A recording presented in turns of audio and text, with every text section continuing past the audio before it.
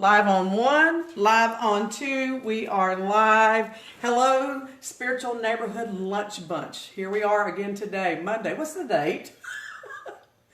Today's the 6th, isn't it? I don't know, that's why. Yeah, it's 6th. Yeah, I've got another, I have two calendars now, one for radio and one for this. Well, I that's had to get good. a calendar just for this show. And Just for this show. well, that's because we're special. So Well, of course it is. I came up with our name, All Spiritual. right, so let's do an all about our hats. All right. Do an all. Where's your scarf, Gail? You can't see my scarf? No, you were tying it very around your well. head. You're going to have to go to the YouTube and use the Google and go to the YouTube. This is how my grandmother would say it. And you're going to have to do the Google on how to do scarf tying. Oh, you're talking about on my head. Yes. On my head, I just have it on. Yeah, now it just looks like you're trying to cover your boobs up. Well, I'm trying to cover the belly fat. All right, I love Elizabeth's hat. Where'd you get that, Elizabeth? It's nice. I don't know. I bought it a long time ago. A friend of mine added all the accoutrements to it. The back of it's really pretty. Look at that. That's beautiful. Isn't that pretty? I love it. I love it. I love it too. When I was a little girl. Actually, I'd forgotten I had this hat, but it was stuck in the closet. I mean, literally in one of the closets. And I found it. I thought, oh my gosh, I've got to wear this for the show. So I'm so glad I found it. I can't see. I have this problem that this computer screen is too little. I use my big screen for work, but that's what I'm recording, so I can't really see it and be in front of this computer. So that's why I'm always taking glasses. Huh? What? Well, you'll see it on the YouTube channel. What? You can see it on the YouTube channel real well. Yeah, it's a way better picture and the volume is way better on Yeah. it. That's my hat. Yeah, See, you'll it's got see it. seashells. Oh, wow, look at that. And it's got little things that bounce That is around. really That's pretty. cool. Oh, wow. So, I always wanted a hat like this when I So was a what do little you- girl. I wanted to What be do you have up underneath the brim? What do you mean? What's underneath the brim? What's the silver? I don't know. Underneath your brim. This? This? On the brim. This is Not underneath where your glasses are. Yeah, what's that? my face. Oh, what are you touching? Your hand was just Oh, on it's just braid. It's just a braid, a silver braid. What the It hell? looks like sequins are on there. Oh, I don't know. Maybe it is. It is. I didn't know. It is sequins. Oh well. I'm sorry. I'll come better prepared tomorrow. I got this. There's a history to this hat. I got this hat from Kiki, who owns Sky Pony Art Gallery. Absolutely. I Okay. like Kiki. And Kiki and I have had Yeah. several in-depth conversations, and come to find out, we believe that we are double cousins 5 times removed. Does that make sense? I remember you posting that a couple of years ago, I think. Yeah. So- Gal, you've got an incredible memory. That's awesome. So anyway, we're Really distant. did. I'm so glad you're part of the group. Thank you. Really, we're going to need that memory. Seriously, because we need your help. We do. So anyway, we have a topic that we would do want to talk about, and I'm going to do a horrendously personal plug to lead into that topic. So, but they're pertinent. My book came today. My latest book. Yay! This, Awesome. I participated in the Chicken Soup series, and then this is another series that I have participated in called The Girl Behind the Fence. And I was in the book on loneliness and the book on anger, and this one is on grief. And I like this one the best as far as my story. This is one of my favorite stories. Now, here's what's cool. This is not really a shameless plug. You can get all 3 of these books as a free PDF download on my website, DeborahColleenRose.com, because I felt like the subject matters in those books were important enough that you might not buy these because none of us are famous. Shame on you. We don't have to be famous to be good. but we're not famous. But I wanted people to have those, and anger is something I've always struggled with all my life, and loneliness is something I'm now dealing with for the first time in my life, and then grief is just, well, read the story, you'll understand that. So anyway, before we got logged in, Gail was talking about grief, so that's why I got to bring up my book. So I'm going to hand it over to Gail now. And you touched on something about we're not famous, and you know what? Each one of us has some amazing gifts to offer to help one another and those who join us on this live feed, Facebook. And so, you don't have to be famous. You just, we all have those abilities. So thank you for that. This past weekend, we lost a dear friend to cancer, and as I was explaining to Elizabeth and Deborah earlier, I haven't really been able to release the emotions that I need to, because I feel guilty, and I'm not quite sure what that is yet. And I feel like I don't have a right to have that grieving process, because the family that's involved, there's way more to it than that. There's a whole lot of other things that went on in the family that has really made me look at how do I have a right to grieve for somebody? I'm just seeing this, I'm just watching this in it, and I've known this woman for 28 years, and so how do I get past the guilt of feeling I should have the right to grieve for this woman when I see the devastation it's done to the family? And I see that my husband and I are just so blessed right now to be where we're at. And although we haven't been directly affected by the coronavirus, we do have family that we have to be concerned about, because I have a son-in-law who works in a hospital in Ohio. I have a sister who works in assisted living. We have a nephew that works in a hospital in San Antonio. My son is a surgical tech. So but we have been so fortunate and blessed that we haven't had anything affect us. And so, that guilt of saying, how do you have that right to mourn this? You've been so blessed. So I don't know if you can give me some wisdom on that. What about you, Elizabeth? Do you have anything? Deborah, are you going to jump on her, or am I? I like to jump on it, because I actually went through this. I think a lot of people watching this know Sharon Cody and know that I had a very special relationship with her late in her life. And I went through the same process, and she, even in her dying process, took care of me. I can't tell you how much I love this woman. And I told her, I said, I don't feel like I have the right. It seems unreal, because there's so many people that have known you longer. And then you have your daughter, and I love her daughter, and we, she's just a wonderful woman as well. And she goes, well, first of all, Deborah, are you going to lose something when I'm gone? And of course I just busted out crying. And I said, of course I am. And she goes, well, then you are entitled to mourn your loss. You're entitled to that. And you're entitled to recognize that there is a change in your life. And that, it's just like they say that even when you have positive things happen in your life, it's still stressful. And too much stress can be very negative in your health and your mental health and all that other stuff, even though you're getting what you want. It's the same thing with loss. I mean, you can lose things in different levels, in different capacities.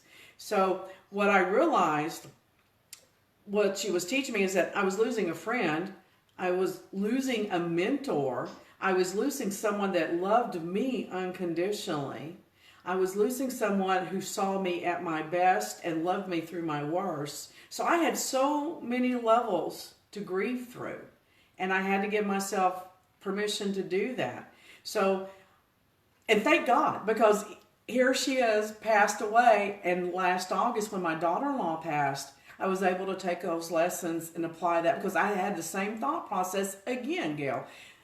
She and I fought.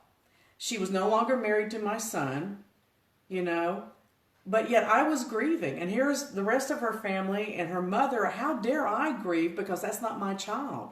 But I realized it was still a love that I was losing. And it's not just the person, it's the loss of opportunity, the loss of future experiences. And then I had an extreme amount of guilt because I couldn't save her. I helped so many people, and I couldn't help someone I loved dearly. And I'm still, honestly, struggling with that. Still. That's all I got to say. Thank you for that. That does help. Okay. Crying Monday. Our family was exposed to death quite early. What I learned from my family is you need to express your grief. In some ways that's an honor, but because I was raised in the Deep South, so there was a lot of different aspects to it. You know, I grew up in a town that didn't have a funeral home, so we actually had parlors, and that's where the casket was brought, was to the home, and in the parlor, that's where we were. And so we looked at grief a little bit differently maybe, but we talked about the individual, we discussed about the individual, but my mom always encouraged me from the very beginning, if you feel like you need to cry, do so. Don't hold it back. Let it out. Be aware that it is okay. It is okay for you to feel. Don't hold things like that back, because it's not that we don't have the right, because we do. And secondly, it's honoring the person that is leaving. You can have a connection to an individual and be or closer than your own sister or brother or mom or dad. And grieving is allowing that hurt to come up and literally come out of one's body. And once you have that moment and you just cry and cry and cry, what I always suggest to my clients is fill that up now. Fill that up with honor for that individual. Fill that up with love. Fill that up with, I will always keep you in my heart, that my heart is opening up so that you know I am grieving from my heart, not any other place. But, you know, things get stopped. Those memories that you shared with each other, just you two. Mm-hmm. Nobody else knows about them, and the story ends. It's just your story now. And that hurts, because you can't go back and share that with that individual. There were certain things I said to my mom, certain things my mom said to me that were really rude, really, or ugly. I'll never have another person that's on that same level, because she did it with love. I mean, I recognize that. But if there's anything that I can say to you, Gail, on a personal level, don't do her injustice by not grieving. Don't do yourself injustice by not grieving, because first of all, you deserve it. Grief is a good thing for us. We need to have those. It's a way for us to release those mad moments where, how dare you die on me, damn you, and how dare I not save you. And one of the things that we're learning, especially in our situation now, is we can't save everybody. That's not our job. That's not what we do. I hate that. I hate it, though. It pisses me off. But what we can do is offer our thoughts. We can offer guests on the show. We can offer moments like this. This is real. This is raw. And this is not pleasant for a lot of people. But if this will give you the opportunity to have your cry, to say, I am so angry at you, I did not get to say things, just remember, you did get to talk to her higher self, though. I did, thank you. And you did. And you had that connection. And you've seen pictures of her seeing the people that she needed to see. So we know that's happened. But, you know, these people that are part of our soul group, one of the people that passed within, a reasonable amount of time was Steve Irwin. You would have thought he was my brother. Oh my I mean, gosh. I cried and cried over that guy. I thought, oh my God, the crocodile hunter has these wonderful kids and this wonderful wife, and he was so, and it just broke my heart. And I just thought, oh my God, I cannot imagine. The second person that really bothered me bad was Robin Williams. Oh my God, how could you leave us? How could you leave us and do it that way? So I honored them by grieving, and I honored myself.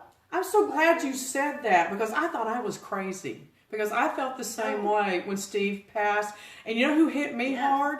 Anthony Bourdain. I don't know if people know who he is. He was a chef. Oh my God, that affected a lot of people. A lot of people had Oh that my reaction. God. I couldn't believe how that had to be affected a me. part of your soul group. You Yeah, know? I think it is. I think it's the soul group grief is what we're having. And it's like we've known these people because we have a connection to them. Well, and the other thing that I want to add to this is that because of who we are and the gifts that we have and the level of awareness that we also have and still don't have because we're still growing, is that a lot of times I have to go in and say, is this my grief or if I'm feeling someone else's grief? Because that empath in me sometimes just rocks out of control if I'm not careful with my own emotions.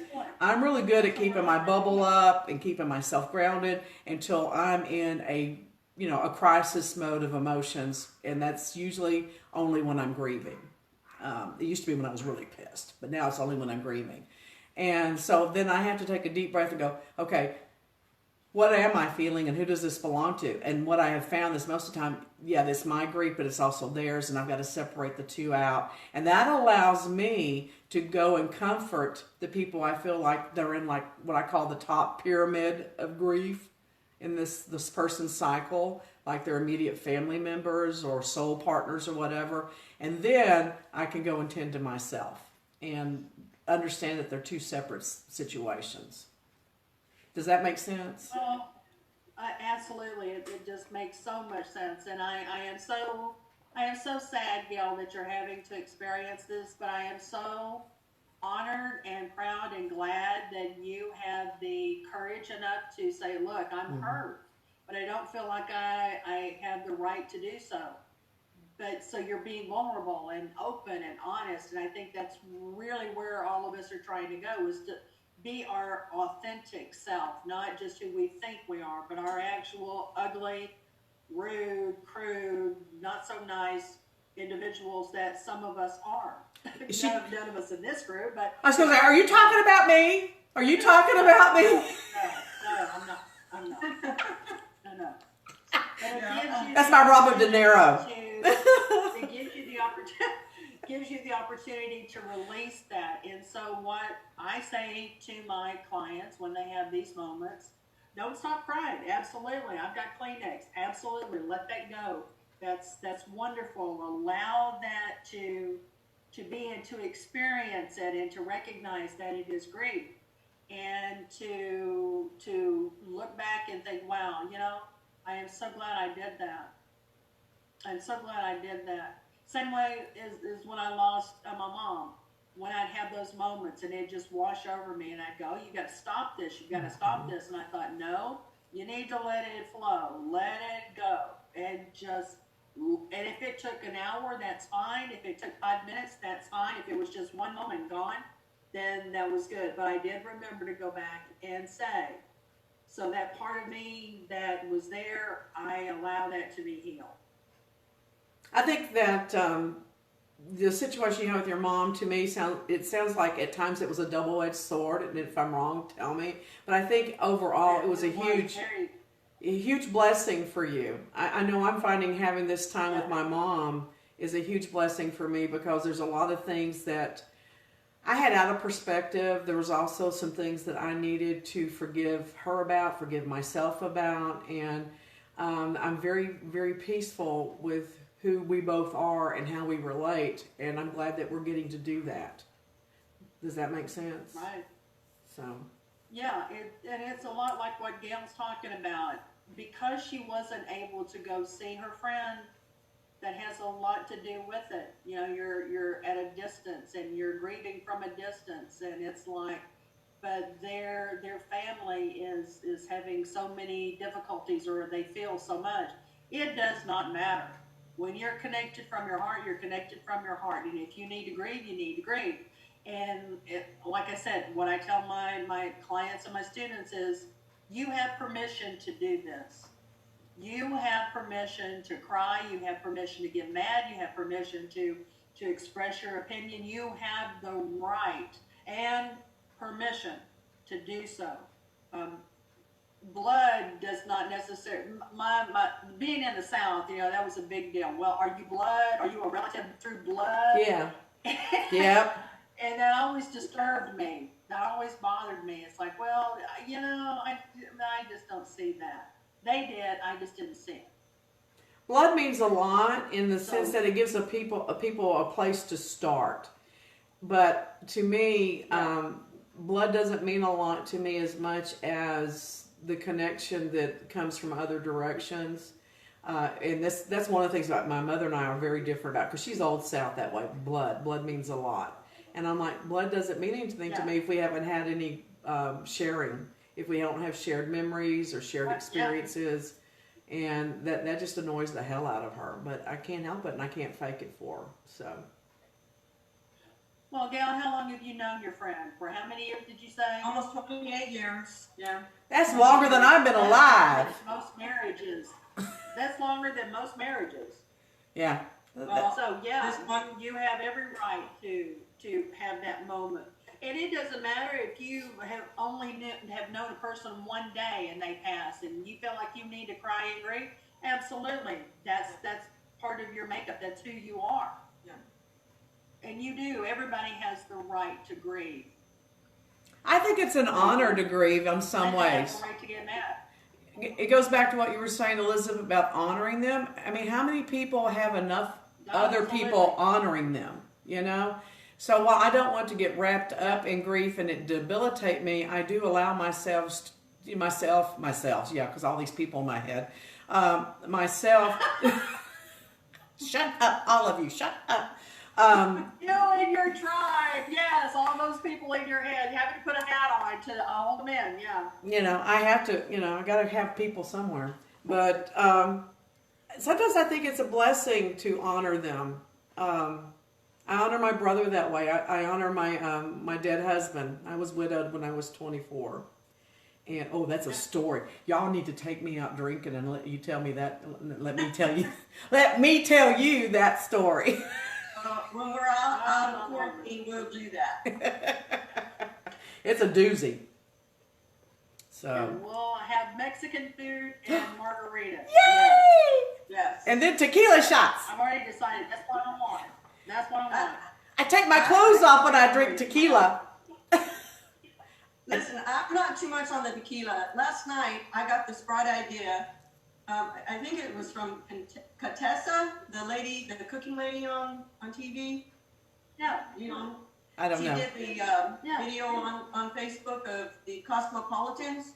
So I went and I got all the stuff last night, and I was making it, and I accidentally used tequila instead of vodka. So I don't know what you call that if you put the vodka in a Cosmopolitan. I call that a party in a glass. Yeah, and I had Cosmopolitans with tequila instead of vodka, and I got a headache from it because I get headaches from tequila, and so I'll have to try it again with the vodka. But we call instead of a Cosmopolitan, that's a Katina.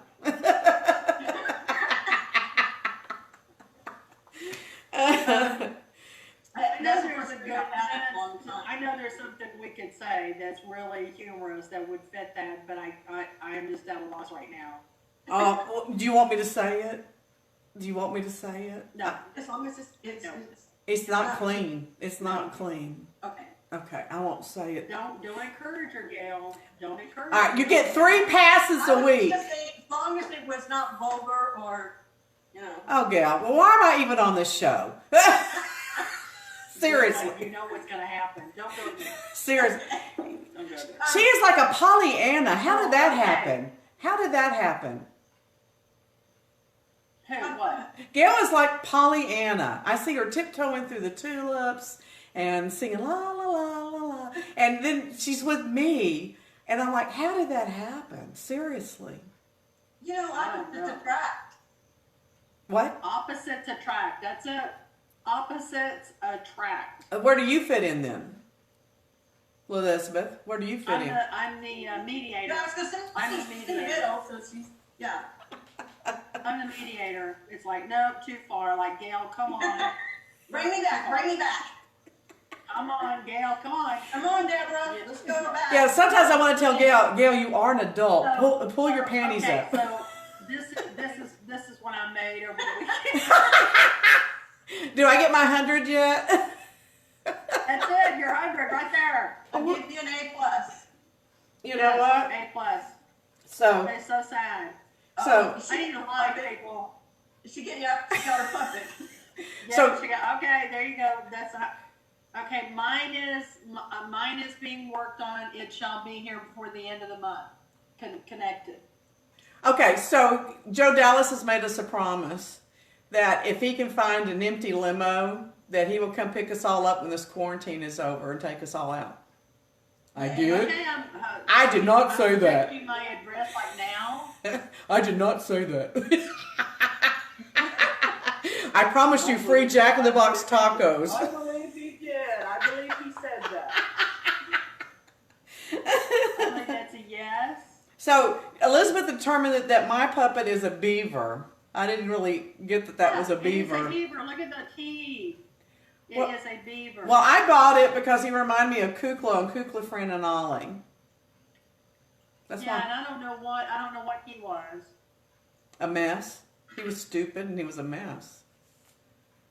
Well, we know who Fran was, and did Ollie actually even say anything, or was that? Okay, I really don't know because I have these huge memory gaps in my. Do you know that I've had 9 concussions in my life? Oh my gosh. I know it's a miracle, isn't it? It's a miracle I can function.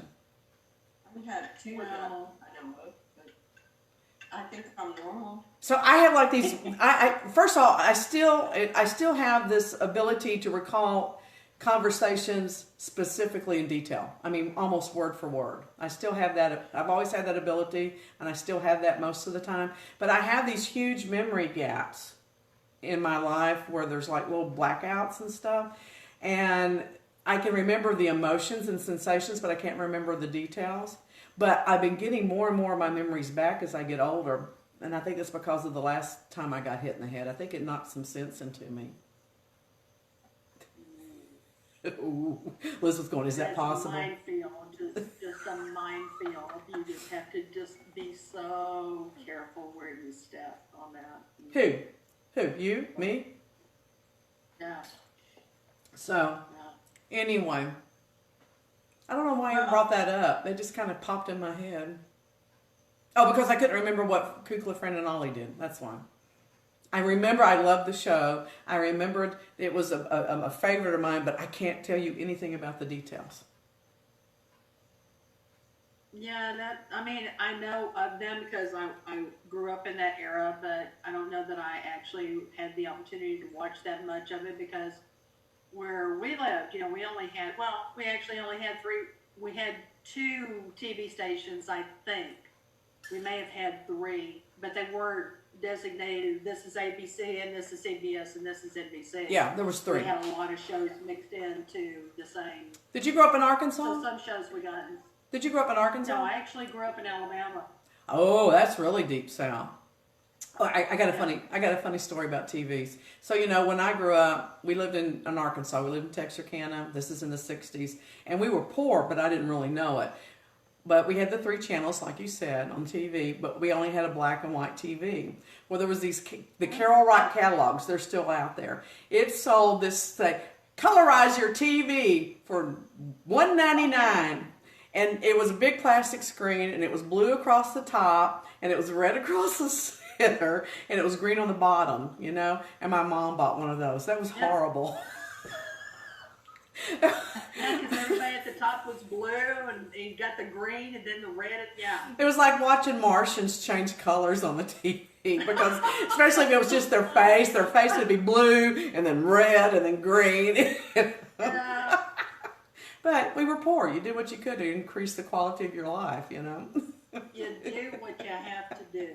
Well, we were poor to a certain extent, but nobody ever made me feel like we were, and my family never made me feel that way. Nobody in our family. Yeah, I didn't know we were Until I got poor. older that I Yeah. recognized, you know. I didn't know we were And poor till we when I go moved back here. and think about it. Yeah. Well, yeah, I can say that. I'm really glad we moved to Texas because the older Texas I really fell in love with, because Texas to me is you help everybody and there's no strangers and we're the first to respond, and you have a neighbor in trouble or their house is burned down, you find furniture and you find clothing and shelter. I mean, that to me is the true Texas as I know it, or the true Texan as I know it. I would want, if I was going to go somewhere and somebody said they were from Texas, I would immediately gravitate toward that individual, because to me that represents a person who would be as true as they could be to their own belief system without hurting you or anybody else. Right. Believed in their system, believed that we can do things and do good. That's what we do. That's what Texans are. And I've lived here a lot longer than where I was born, and so to me, I'm now it's like this is my home. This is my home. And I've lived in San Antonio, and I've lived in Houston, and I've lived in Dallas, and the surrounding areas. And of course, Houston is much more diverse. I believe. I just totally believe Houston is much more diverse. But Dallas is like a college for me. People move here to learn their lessons, and then once they've learned them, they move away. They're gone. They're done. Houston is weird to me because it feels, the energy down there is very, it feels like an ant colony to me. There's constant movement down there. Seriously. It's well, they're always on the go. There's always something to do. Yeah. Yeah, and even before the quarantine came up, it was amazing to me how few places there are to go late at night in Dallas, because I've been working these parties for the past couple of years, entertaining, doing fortunes and stuff. And so sometimes I get off 12 o'clock, 2 o'clock in the morning, that type of thing. And, I'm revved up. I need to wind down. I'm usually needing to eat. And there's no place to go in Dallas. First thing. Yep. It Yep, used to. That's the first thing. Used to in Dallas in the 80s and 90s, there were lots of bars and restaurants and stuff that were open till 4, 5 o'clock in the morning, and then all night diners. And now you've got Denny's and you've got Waffle House. Oh my God, and if you're trying not to die from a diabetic coma, those are not the best places to go. So I really don't know what Dallas does for fun anymore. It's really weird to me. But there's not a lot of places for people our age. Everywhere, every club that I've seen out there are geared towards your 20s and 30s. And, years ago, I don't know if y'all remember, the Anatole used to have a lounge upstairs, up on the top floor. You could see all across downtown Dallas, called Nana's. Right. It was Jim and I. We would have dinner elsewhere, but we would go there to have our drinks so we could dance, because it was a lounge and everybody there was there to have just one-on-one interaction. Wasn't people coming trying to pick you up. It wasn't loud and obnoxious. You could talk over the music still, but you could still go and dance. And when they closed Nana's, we didn't know, and we still don't know, where we could go, where we can have a drink and dance in the same place. That's not loud. It's not people trying to pick up people. It's just people wanting to socialize in a lounge and dance and listen to wonderful music. Where's that for us? Well, I remember that I think we need to ask that question, and people need to send in their answers to spiritualneighborhood@gmail.com. Yeah, maybe that's where we'll start having our meetups and the happy hours. I remember happy hour. You used to go to like the Currency Club at happy hour on Wednesdays and Thursday nights. 2 drink minimum, but the drinks were $1.50. So for $3, you got 2 drinks, and they had prime rib and shrimp and salad and cheese. And my girlfriend and I, we lived off those happy hours because we didn't have to go out and pay for food and stuff. Yeah. This is when I was single A and lot of people did. yeah. Oh, Seriously. I'm not I looking did. for a place like I used to hang out in the 70s was the Debonair and the Girl, and you're naive. Okay, now you're talking. I used to two-step and walk like no business. You know what? We probably ran into each other at Cowboys and didn't I even bet know you. it. Do you know how many people I arrested at those places? That was the place where all of my bail bond jumpers hung out. The Debonair, Cowboys. I was a regular at those places putting cuffs. Oh my God, what a great place that was. Oh my God. I had so much fun dancing. Oh my God. For a short period of time, I worked as a cocktail waitress at the Debonair. Oh my God. Yes. Gail. Oh my God. You guys didn't see my page where it was like 10 jobs that, on my page, Yeah. it was list 10 jobs, 9 of which you really did and 1 that you didn't. Y'all didn't see that on my page? I did. Cocktail waitress, I was a cocktail But you didn't say the Debonair. That's not a cocktail waitress. That is like a referee, a jig slyer, Oh my God. I mean, those were tough I broads. didn't last very long there, y'all. That was not my thing. I had been a cocktail waitress in other places, but that was wild. Oh my God. I threw a guy down on the dance floor in the middle of the dance floor and put cuffs on him one night and drug him out of there. Oh my Lord. No.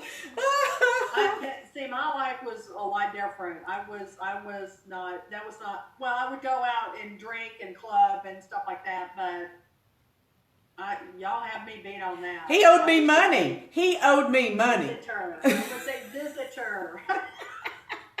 I started off being a visitor, but then when I did a job to bring in supplement my income, I was working a day job and working nights in there.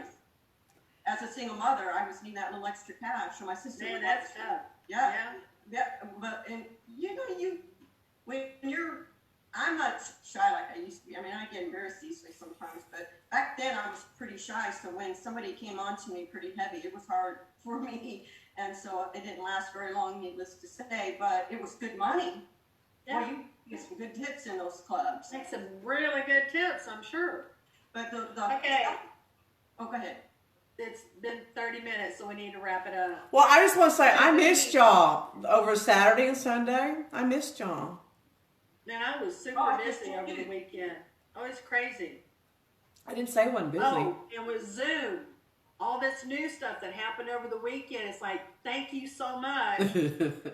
Well, on Saturday I had Zoom with our coffee and cards with PJ Spur, so that's fun.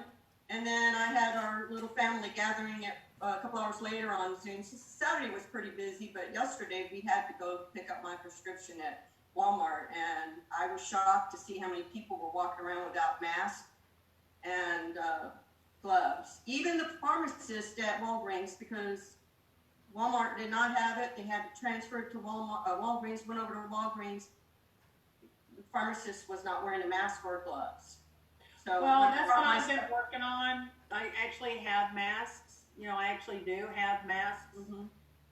And I was going to try to, they're showing how you can take like a footie, like what I call them footie. They're those socks and you can cut them up and turn them into masks. And I have had really zero success on this one. So I would save my socks and use them to dust things and whatever. But my thought is this: I don't want to waste these. And my thought is, if I put this on, and then I have something else that covers over that is made out of a material of some sort, I can take that off and wash it. And still have this be protected. No. So that I'm not using so many.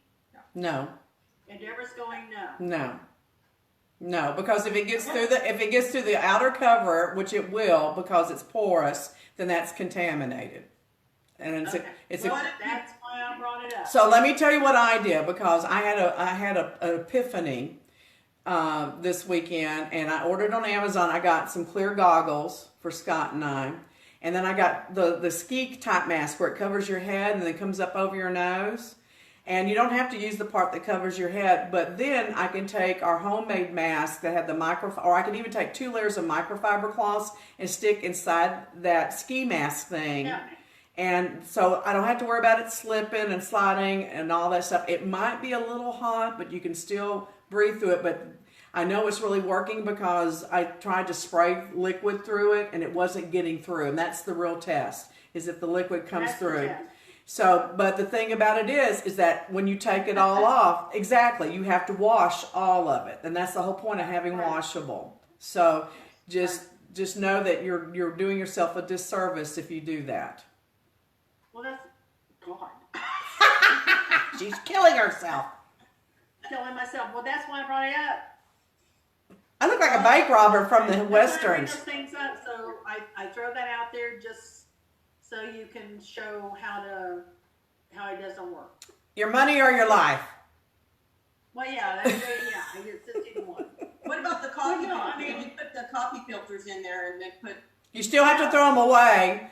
Okay, and I want you to think about something, ladies. The coffee filters allow moisture through. That's why you get coffee. So anything that lets moisture through is not the great protection. Now, the HEPA filters for vacuum cleaners are better, all right?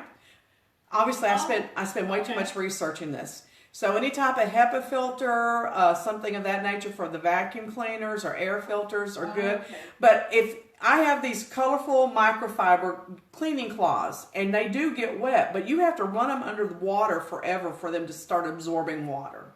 So I'm using those and doubling them. And I mean, they will literally hold water for a good 30 seconds before it starts dripping through. So I'm putting that inside anything I use. So I also ordered some bandanas to wrap around that and then put that up over that. And that'll be 4 layers at that point. So, I mean, if you're going to do it right. Well, that's why I brought it up, just so you could say, okay, no, that doesn't work, and this is why. Yes. Because you're one of those elderly. You want to mention who's going to be on? You want to mention who's going to be on the show in the future? Do we have anybody on tomorrow? We don't. No. No, but Wednesday we do. We have Catherine Krieger from Mystic Catherine and Pucker Up Impressions, who I actually work with working at parties. Catherine is an intuitive. She's very gifted spiritually. She's a yoga teacher. She's a brand new mother of twins. Oh. She had twins back in November, wow. and she has an older son that's 4.